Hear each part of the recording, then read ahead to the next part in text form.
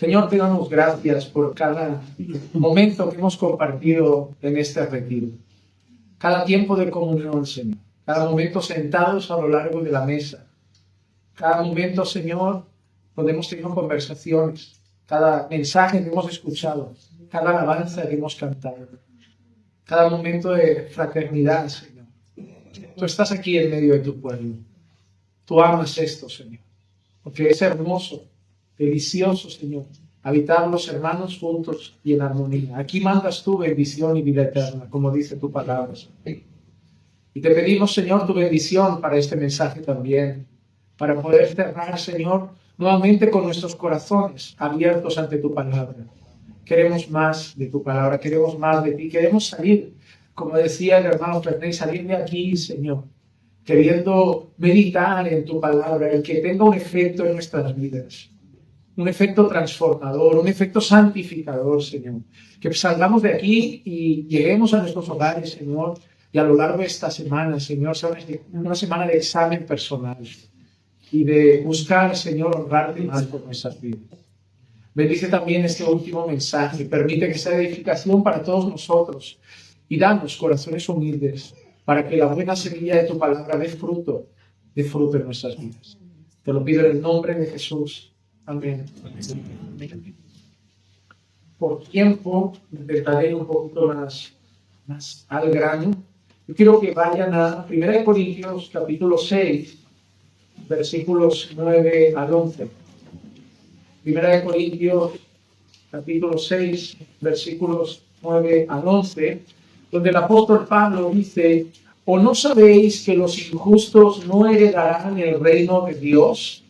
No os dejéis engañar, ni los inmorales, ni los idólatras, ni los adúlteros, ni los afeminados, ni los homosexuales, ni los ladrones, ni los avaros, ni los borrachos, ni los difamadores, ni los estafadores heredarán el reino de Dios. Y esto erais algunos de vosotros, pero fuisteis lavados, pero fuisteis santificados, pero fuisteis justificados en el nombre del Señor Jesucristo y en el Espíritu de nuestro Dios. Cuando nosotros miramos el contexto de este pasaje, cuando nosotros leemos las palabras previas del apóstol Pablo, estaban habiendo unas disputas, ¿no?, en la iglesia de Corinto entre hermanos. Decía que se estaban llevando a tribunales incluso. Estaban habiendo situaciones que hacían que los hermanos estuvieran denunciando unos a otros en tribunales, y Pablo habla con ellos, les hace entender que por esas cosas triviales, secundarias, no deberían involucrar a mundanos a resolver conflictos internos de la congregación. Y es ahí cuando Pablo llega a estas palabras. Hermanos, hay una cosa que siempre me gusta comentar. Cuando yo leo la carta de Pablo a los Corintios, cuando yo leo estas palabras, toda la carta, si yo fuera una persona ajena a saber que esto es una iglesia, todo lo que Pablo dice de ellos, el panorama que presenta, no parecen muy cristianos. Porque realmente, si algún pastor le dijera, de todas las iglesias que ves en la Escritura, ¿cuál te gustaría pastorear? Yo creo que todos nos rifaríamos Tesalónica. Sería quizá la iglesia que nos gustaría, una iglesia donde se alaba sus buenas obras, el ejemplo de su fe, de su amor, de su servicio. Pero yo dudo que ningún pastor, a no ser que sea muy valiente, dijera, dame a mí a los Corintios, yo me voy para allá. Yo me voy para allá con ese caos de dones desordenados, con esa inmadurez, que tengo que tratarles como carnales en vez de hijos de Dios, porque se están portando como mundanos. Pero es una iglesia. Y ahí es donde nosotros tenemos que entender esto. Nosotros tenemos que entender que tanto Tesalónica, el ejemplo del amor, de fe y de servicio, como los Corintios, desordenados, inmaduros, con cosas horribles, ¿no? Como permitir que un hombre se haya acostado con la mujer de su padre, y la iglesia no ha ejercido disciplina, ¿no? La iglesia ha mirado hacia un lado y Pablo está abrumado, como diciendo, pero ¿cómo que no habéis hecho nada? Que un hombre se ha acostado con la mujer de su padre y no habéis hecho nada, habéis mirado a otro lado. Dice, no, entregad a ese tal a Satanás.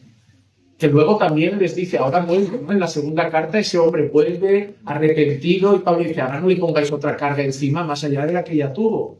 O sea, una iglesia que toleraba el pecado, no ejercía disciplina, quizás no estaban muy preocupados por la santificación, además, fruto de la inmadurez, ejercían los dones de una manera desordenada, sin control, sin orden. Y ahí Pablo envía una carta, pero inicia esa carta llamándolos santos del Señor, amados del Señor. O sea, ambos son pueblo de Dios. Y nosotros no podemos tomar quizá a un creyente maduro en la fe, santificado por el Señor, y ponerlo al lado de otro creyente y decir, tú sí, tú no. Eso es lo difícil y a veces nos cuesta. Porque muchas veces valoramos en relación a lo que nosotros somos ya. ¿Por qué cuando llegamos al Señor, que llegamos con nuestras malas palabras, nuestros malos hábitos, nuestras malas costumbres, recibimos tanta compasión y ayuda de no, mira, te acompaño, lo que llamamos ese discipulado? Estamos siendo enseñados y acompañados, pero luego empiezan a llegar personas nuevas a la iglesia y las miramos así como, eso está mal, eso está mal, eso está mal, eso está mal. Ya, tú también llegaste roto, tú también llegaste mal, tú también llegaste con malas costumbres. Lo que pasa es que tú llevas ya 10 años en el Señor. Lo que debería chocarnos es alguien que lleva 10 años en el Señor y sigue con las malas costumbres, las malas palabras, el mal carácter, la gritería, siendo iracundo. Eso sí que debería hacernos, pues, pensar y cuanto menos hacer algunas preguntas y examinar. Pero nosotros debemos entender que medir a una persona solo por lo que hace en el momento, por cómo es en este momento, no es exactamente lo que somos llamados a hacer como creyentes. Es como esperar que una persona sea miembro de la iglesia cuando ya viva completamente en toda esa santidad que anhelamos. A ver, imagínate que una persona se acaba de convertir, recién bautizado, nuevo en la fe. ¿Por qué no va a ser miembro de la iglesia? Lo que tenemos es un miembro tiernito, un miembro al que hay que cuidar, al que hay que enseñar, un miembro que está gateando, como aquel que dice en la fe, no sabe caminar, no sabe lo que es una vida de oración, no sabe lo que es cultivar un tiempo devocional con la palabra, no sabe lo que al Señor le agrada y no le agrada porque todavía nadie se lo enseñó.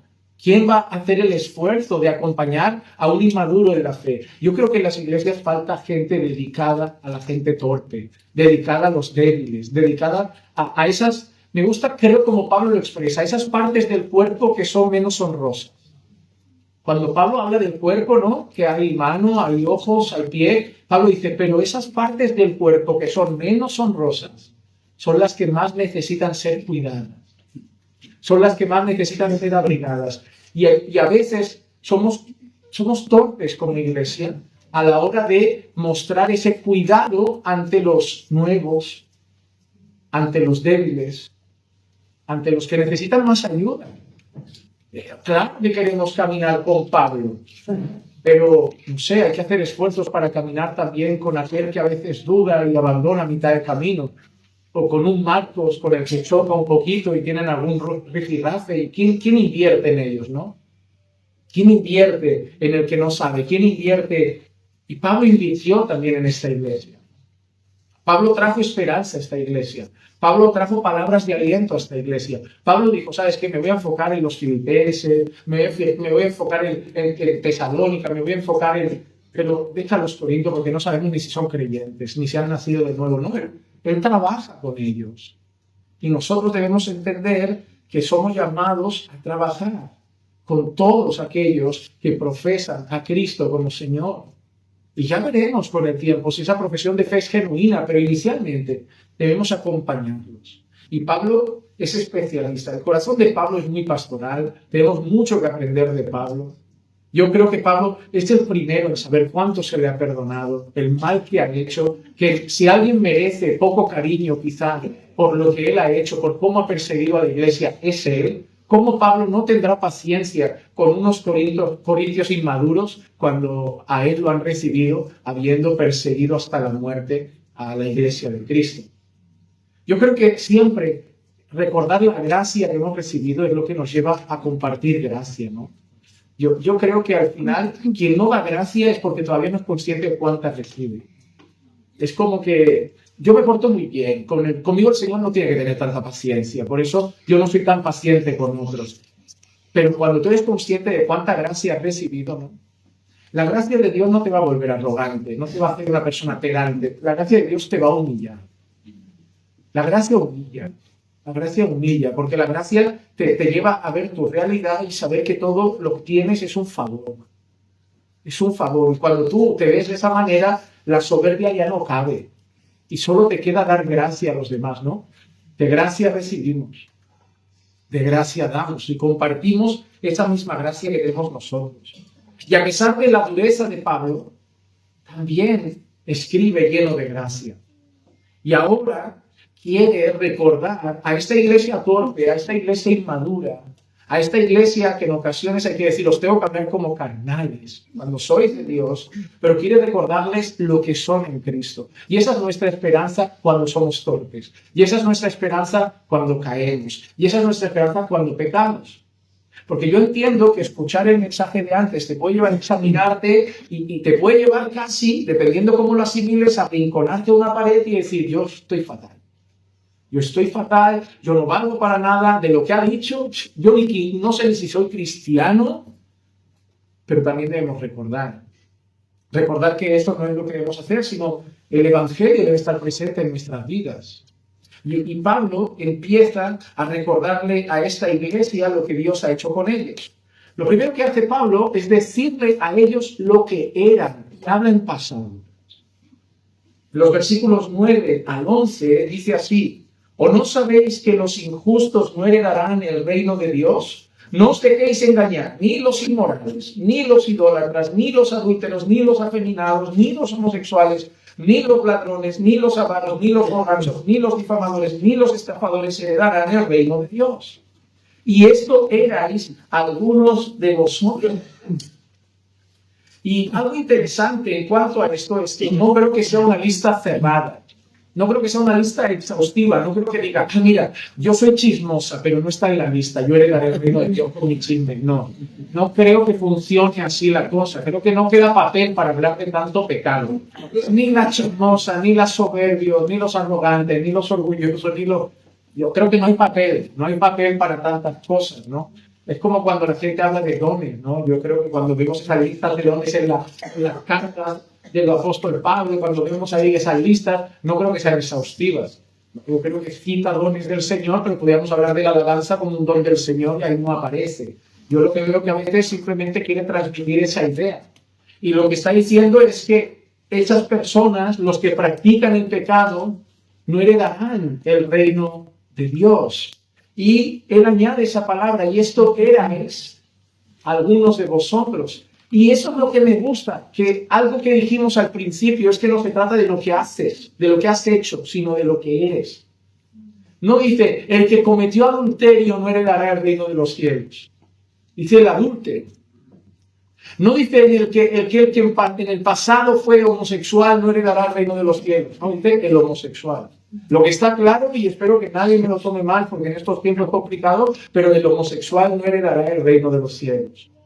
Y no nos debe dar miedo decir eso, pero tampoco tenemos nada contra eso. El adúltero tampoco, el fornicario tampoco, el mentiroso tampoco, el ladrón tampoco, el soberbio tampoco, el orgulloso tampoco, que están vendiendo la historia como si tenemos algo, una fijación contra ese pecado. No, la lista es amplia.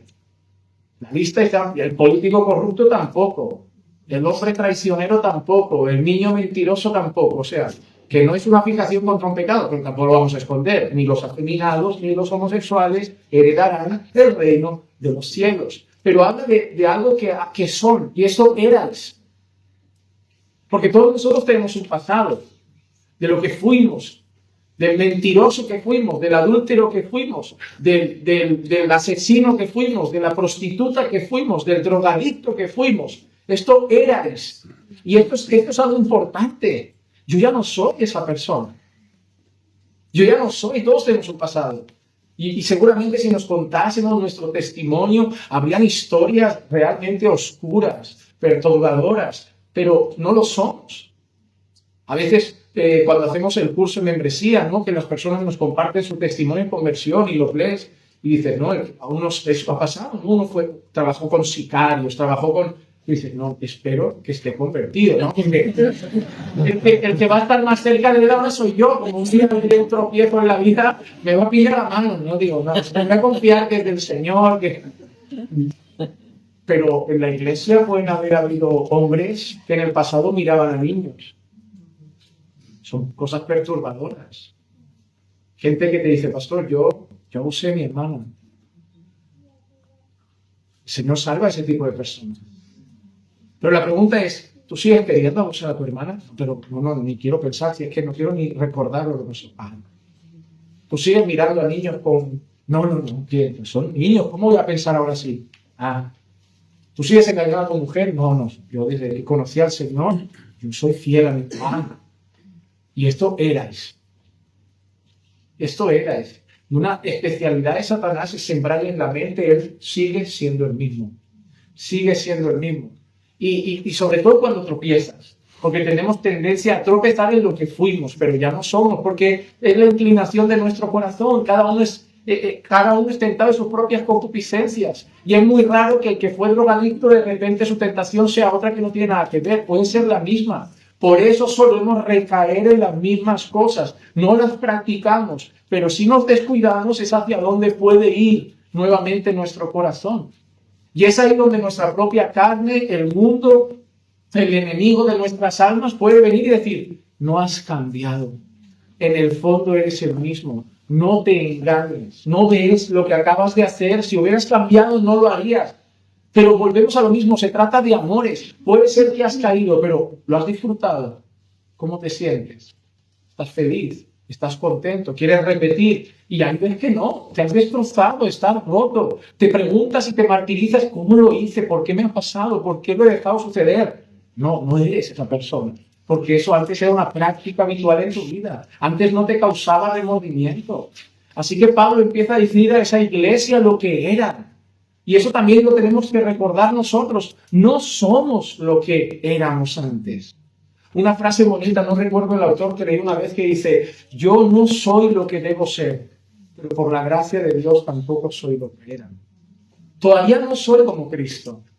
Todavía no soy lo que debo ser. Miro al Señor, veo la estatura del varón perfecto y no doy la talla. Y no llegaré. Y sé que todavía el Juan Manuel de dentro de 10 años deseo que sea más santo, más paciente, más humilde, más manso, más amoroso, más lleno de gracia. Y confío que Dios hará la obra. Pero también miro al Juan Manuel de hace 10 años y no soy el que era. No soy el que era. Soy otra persona. Pero Pablo nos recuerda lo que éramos. Y eso incluye a toda la iglesia. No existe, como la expresión que algunos utilizan, el cristiano de cuna. Yo he escuchado esa frase, yo no sé si alguna vez alguien la ha oído. A mí me hay personas que dicen, no, yo soy cristiano de cuna. Digo, ¿cómo que es cristiano de cuna? ¿Qué es a los Juan Bautista que se acerca alguien al vientre de tu madre y lleno del Espíritu Santo? ¿Cómo es eso? Tus padres eran creyentes y en ese momento de la concepción fue tan espiritual que naciste evangélico ya. No, pero suelen entender así, ¿no? Me criaron cristianos, nací en un hogar cristiano. Bueno, eras algo de esto también. Esto éramos todos.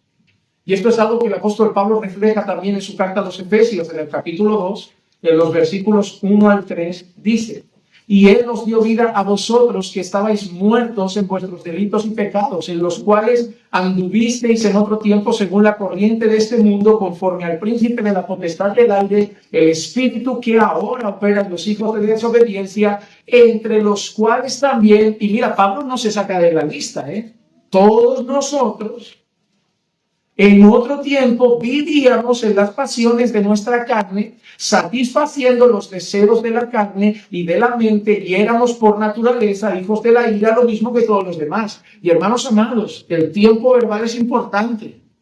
Porque si yo llego aquí y me presento como un hombre que es soltero, es una cosa, pero si digo fui soltero es otra. Cambia totalmente el panorama. Yo soy casado, no fui casado, soy casado. Todo eso cambia. Y Pablo está usando esos términos. Cuando habla a los Corintios, esto erais. Y ahora también usa pasado y también usa presente. Nos dio vida porque estábamos muertos en nuestros delitos y pecados. Hermanos, todos los de aquí nacimos en condición de pecado. En pecado fui formado, en pecado me formaron mis padres. Yo nací como un pecador. Yo no pequé y me volví un pecador. Yo pequé porque soy un pecador. Tu hijo es un pecador. No es un angelito, ¿Qué tierno angelito? No. Ya te digo yo que no. Ya te digo yo que no. Te aseguro que no. Porque no creo que a tu hijo le tengas que enseñar a ser egoísta, le tienes que enseñar a compartir. A tu hijo no le tienes que enseñar a mentir, le tienes que enseñar a decir la verdad. A tu hijo no le tienes que enseñar a contestar a los mayores, le tienes que enseñar a respetar a los mayores, porque lo malo lo tiene de fábrica. Tu hijo es malo. Algunos lo muestran más, otros lo muestran menos. Pero conforme pasa el tiempo, más y más vas a ver que no es cristiano de cuna, que es pecador de cuna, que en cuna de pecado estaba él. Y es su naturaleza. Y por eso la vara de la disciplina tiene que acompañar la crianza de los hijos desde tierna edad. Desde tierna edad. No hay nada más triste que un padre que no acepta que su hijo peca y es un pecador. Y que la tendencia de su hijo es la rebeldía. Y que la tendencia de su hijo es la mentira. Y que la tendencia de su hijo es el pecado. Y que su hijo tiene tentaciones. Y que cuanto antes trate con el corazón de su hijo para averiguar cuáles son sus tentaciones, para ayudar a su hijo y acompañarlo, mejor. Porque esa es la realidad. Todos estábamos muertos en nuestros delitos y pecados, en los cuales anduvimos en otro tiempo. Andábamos en otro tiempo en delitos y pecados. Practicábamos el pecado, como conforme al príncipe de la potestad del aire, el espíritu que ahora opera en los hijos de desobediencia, entre los cuales también todos nosotros en otro tiempo vivíamos en las pasiones de nuestra carne. Todo pasado, antes vivíamos en las pasiones de nuestra carne. ¿Qué nos ha hecho Pedro? No satisfagáis las pasiones de vuestra carne que combaten con vuestra alma. Eso era antes. Antes vivíais ahí, ahora no las satisfacéis. Pasado, vivíais ahí, ahora no las satisfacéis. Satisfaciendo los deseos de la carne y de la mente. Antes. Y éramos por naturaleza. No nos volvimos, éramos por naturaleza hijos de la ira como todos los demás. Este es nuestro pasado. Un pasado de muerte, un pasado dado a las pasiones, un pasado dado al desenfreno, un pasado dado a los impulsos del corazón, pero un pasado, hermano, en nuestro pasado. Y tenemos que partir de esa base. No somos eso. Estábamos muertos, pero Dios nos dio vida. Estábamos ciegos y ahora vemos. Éramos esclavos y ahora somos libres. Estábamos en la luz, no, en tinieblas, pero ahora en la luz. Como dice Juan, el que practica el pecado es del diablo, pero ahora somos de Dios. Éramos por naturaleza hijos de la ira, ahora somos hijos de la gracia. Ahora no caminamos hacia la condenación, caminamos hacia la gloria. Y todo eso ha sido por pura gracia de Dios.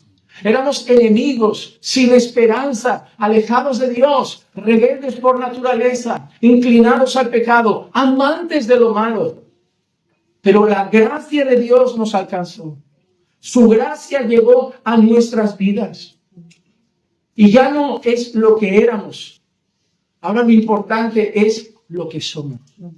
Amén. Y es lo que Pablo hace después de decir, y esto erais. Ahora Pablo dice lo que somos. Y el versículo 11, la segunda parte del versículo dice, pero fuisteis lavados, pero fuisteis santificados, pero fuisteis justificados en el nombre del Señor Jesucristo y en el Espíritu de nuestro Dios. Y ese pero, y se marca la diferencia. Qué bonitos son los pero en la Biblia. Qué bonitos son los peros en la Biblia. Porque usualmente hay un desastre de historia, aparece un pero Dios y cambia todo. Y es este pero que aparece aquí. Esto erais algunos de vosotros. Estabais muertos por naturaleza, hijos de la ira, ciegos, perdidos, enemigos de Dios, rebeldes, pero fuisteis uno, lavados. Toda nuestra inmundicia, todas nuestras iniquidades han sido lavadas por la sangre de Cristo. Toda nuestra maldad, toda nuestra corrupción, toda la podredumbre que estaba a nuestro alrededor. Esa sangre preciosa ha vuelto nuestra vida blanca como la nieve. Nos ha lavado de toda nuestra maldad. Hemos sido lavados. Es como si hubiéramos sido cerdos, puercos saliendo del lodo. Y esa sangre nos ha lavado por completo.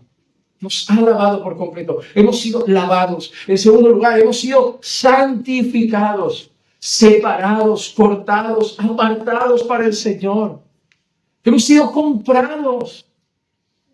Se ha pagado un alto precio. La Escritura así lo dice, porque no fuisteis redimidos de vuestra vana manera de vivir, ni con oro, ni con plata, sino con la preciosa sangre de Cristo Jesús, sangre como de un cordero, sin tacha y sin mancha. Hermano, tú eres tuyo. Todos tienen dueño en esta vida.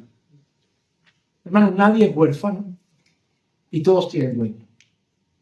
Ah, yo soy mío. No. O eres de Dios o eres del diablo, pero tú no eres tuyo. O eres esclavo de Satanás y de tus pasiones, o te compra otro. Porque lo que hizo Cristo es decir, te libero de aquí y ahora tú y tu libertad. No, te compré. Eres mío, por eso ahora me llamas Señor.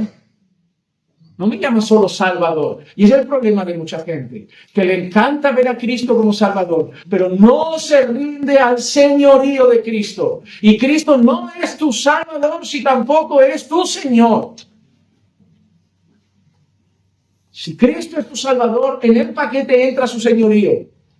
Él habla y tú haces. Si me amas, obedece. Y eres mi amigo, ¿recuerdan lo que le dice a sus discípulos?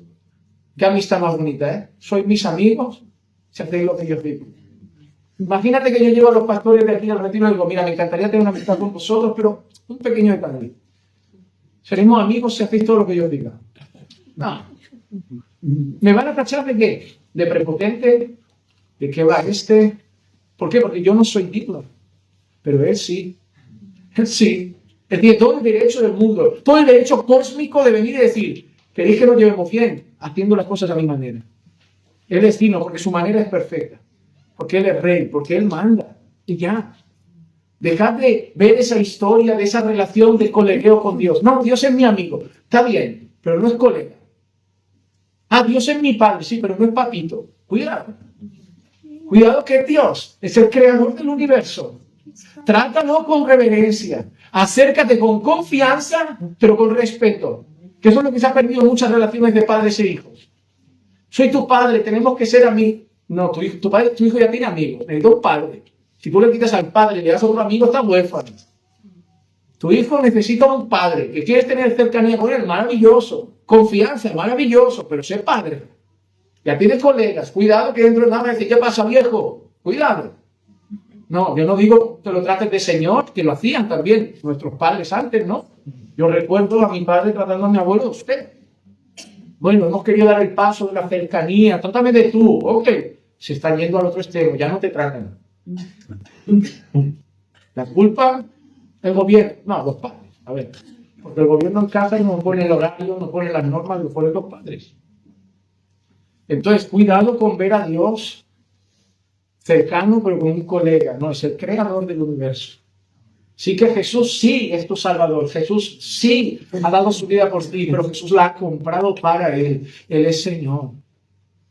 Él te ha separado. Él ha dicho, ahora eres mío, posesión mía. Es más, les digo algo a los casados. No, tampoco son solo suyos. También, su esposa también tiene propiedad. Porque según la Escritura, el cuerpo del hombre no pertenece al hombre, sino a la mujer, y el de la mujer al marido. Así que ve a esa mujer clicia, en la clicia de Juanma.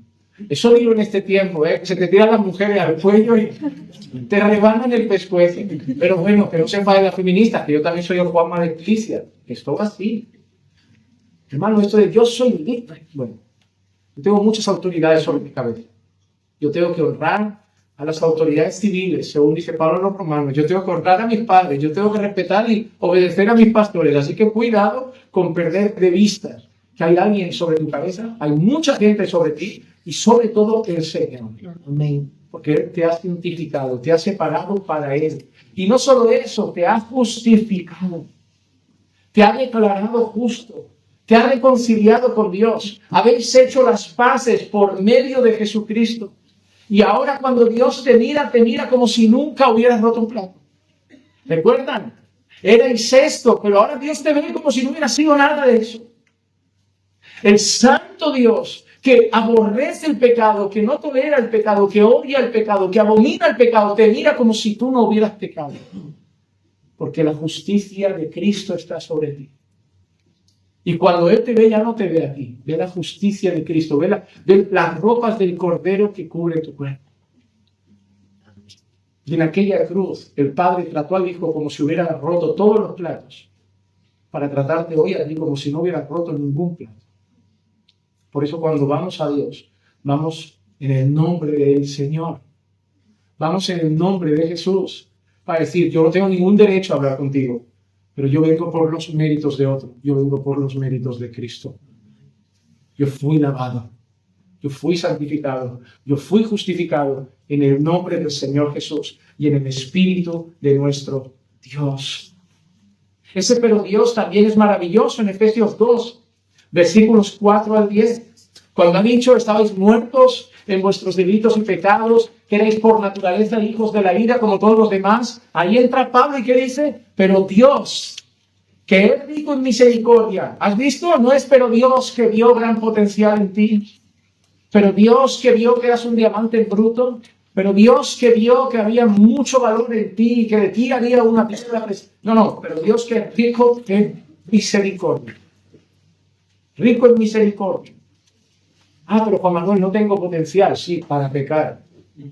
Ese es tu mayor potencial. Tienes mucho potencial para pecar y mucho. Pero Dios, que es rico en misericordia, por causa del gran amor con que nos amó, aun cuando estábamos muertos en nuestros delitos y pecados, nos dio vida juntamente con Cristo, por gracia habéis sido salvados. Y con Él nos resucitó, y con Él nos sentó, qué maravilla, igual que se glorificó. Ya estamos sentados en lugares celestiales en Cristo Jesús, a fin de poder mostrar en los siglos venideros las sobreabundantes riquezas de su gracia. Cuando nosotros estemos en gloria, Dios no va a exhibir qué gran equipo tiene, Dios va a exhibir qué gran gracia tiene. ¿Has visto todos los que están aquí? Esa es mi gracia. Esa es la tropa de élite que yo he salvado.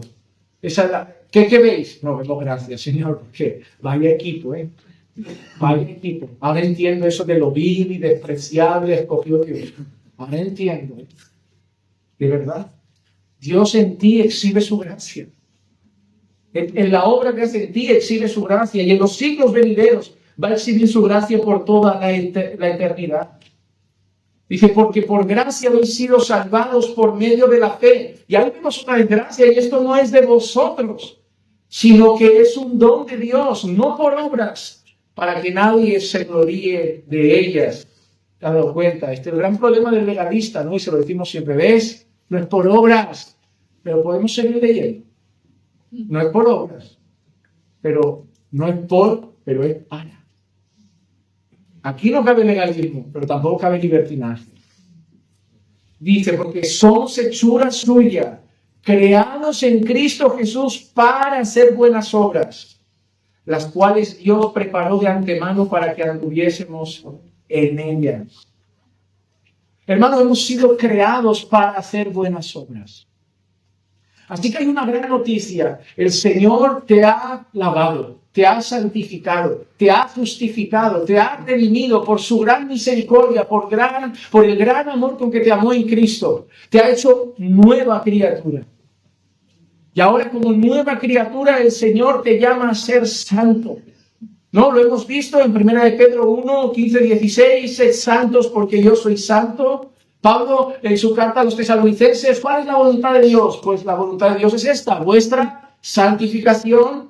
Hemos leído Hebreos, seguir la paz con todos y la santidad, sin la cual nadie verá al Señor. Hemos visto su carta a los romanos, entregados como sacrificio vivo, santo y agradable a Dios constantemente. No hay sombra de duda. El Señor nos llama a una vida santa. Todo el tiempo somos llamados a una vida santa. Es la marca del pueblo de Dios. Es la marca de aquellos que ya no son aquello, de aquellos que eran. Porque 2 Corintios 5, 17 dice, de modo que si alguno está en Cristo, nueva criatura es. Las cosas viejas pasaron, todas son hechas nuevas. Éramos en pasado, ahora tenemos un nuevo corazón. Hermano, el Señor no te ha cambiado. El Señor te ha hecho nuevo. Es como cuando llevas un coche bastante mal al mecánico y que te dice, este coche está para desguace. Esto no sirve. Esto no hay como arreglarlo. Bueno, a veces en cuanto al coche te dicen, por pieza se puede vender, pero, hermano, tú y yo estábamos para el desguace. Tú y yo llegamos al Señor, Señor, ¿qué podemos rescatar de esto? Niños, esto ni por pieza, la verdad. Esto está para el desguace. Es mejor coche nuevo. Y es lo que el Señor hace. Te mira y dice, ¿qué le estás rodeando? Ese corazón está demasiado mal, demasiado corrupto, demasiado sucio, demasiado muerto. Hay que darle uno nuevo.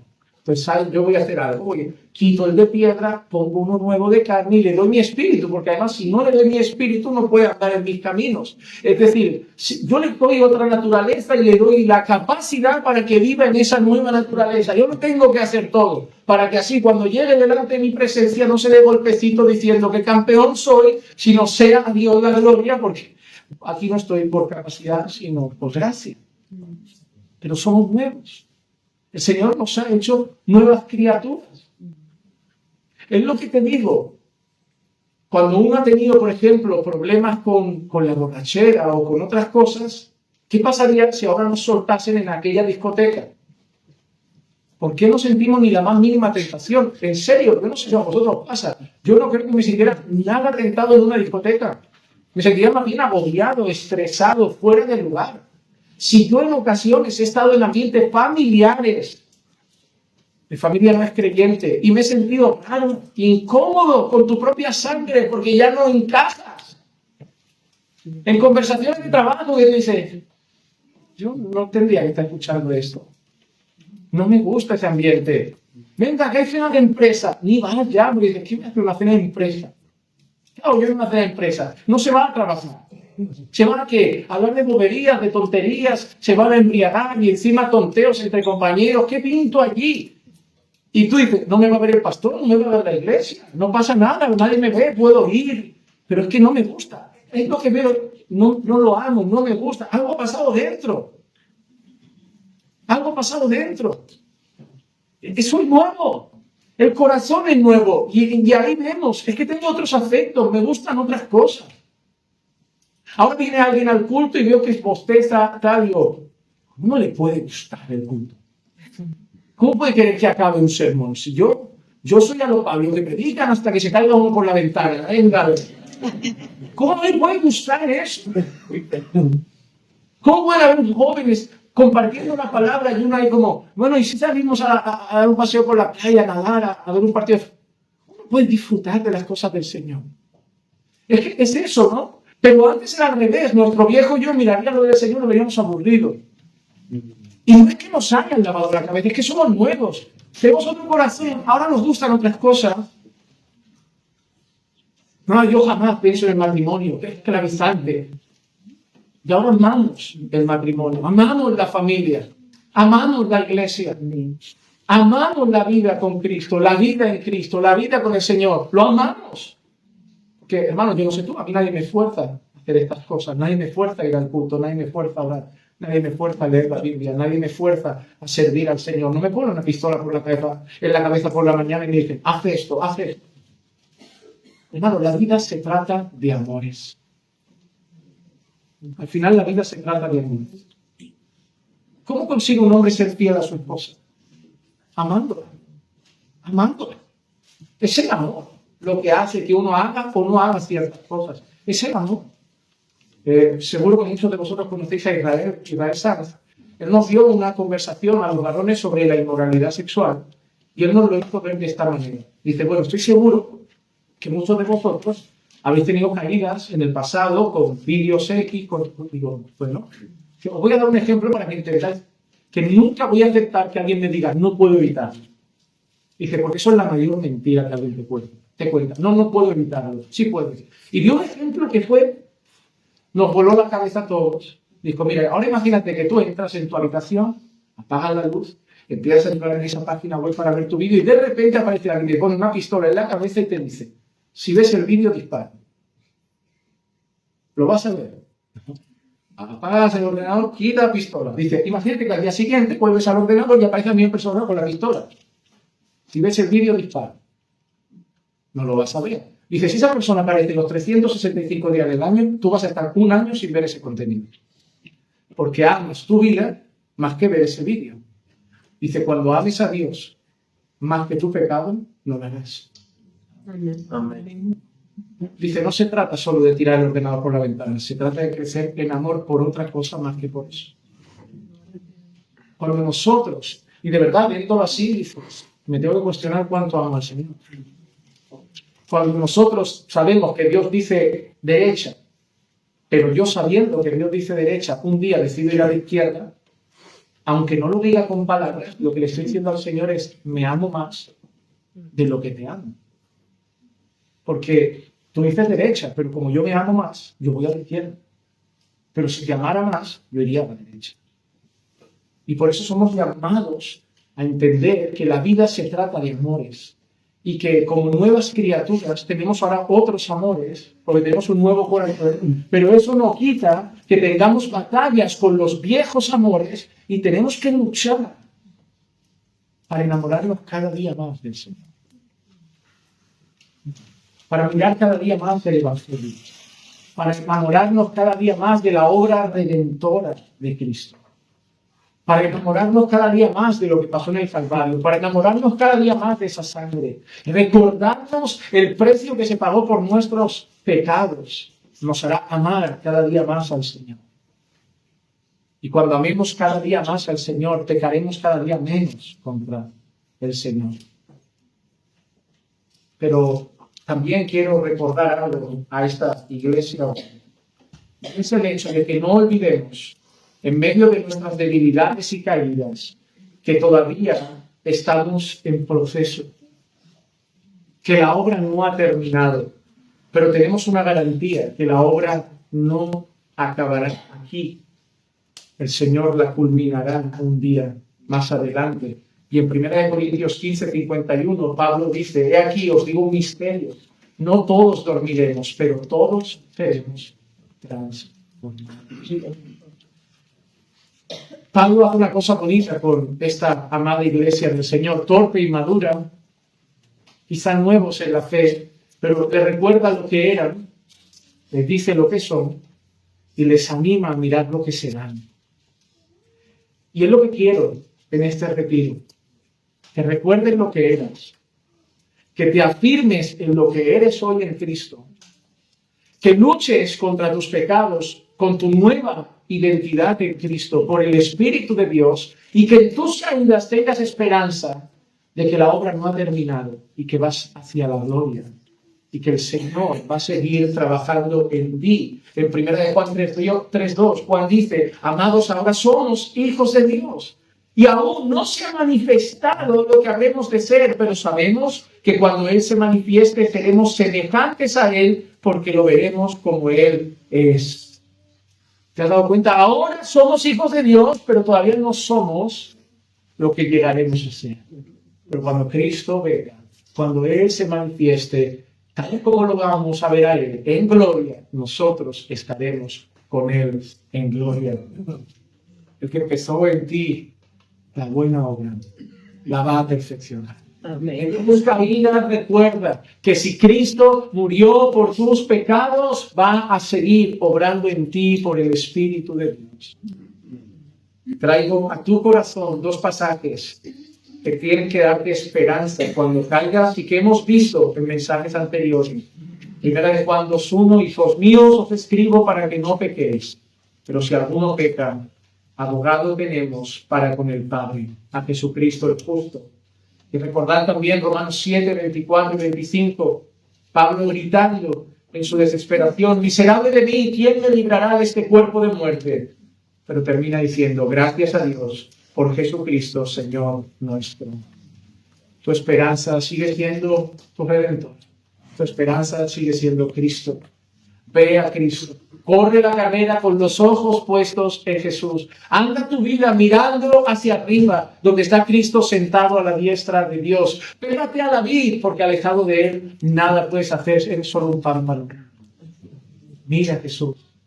Recuerda su muerte, recuerda su amor manifestado en el Calvario, recuerda la compra que hizo por tu vida, la seguridad que hay en su obra redentora, porque no la dejó a medias, porque en el Calvario Él dijo consumado.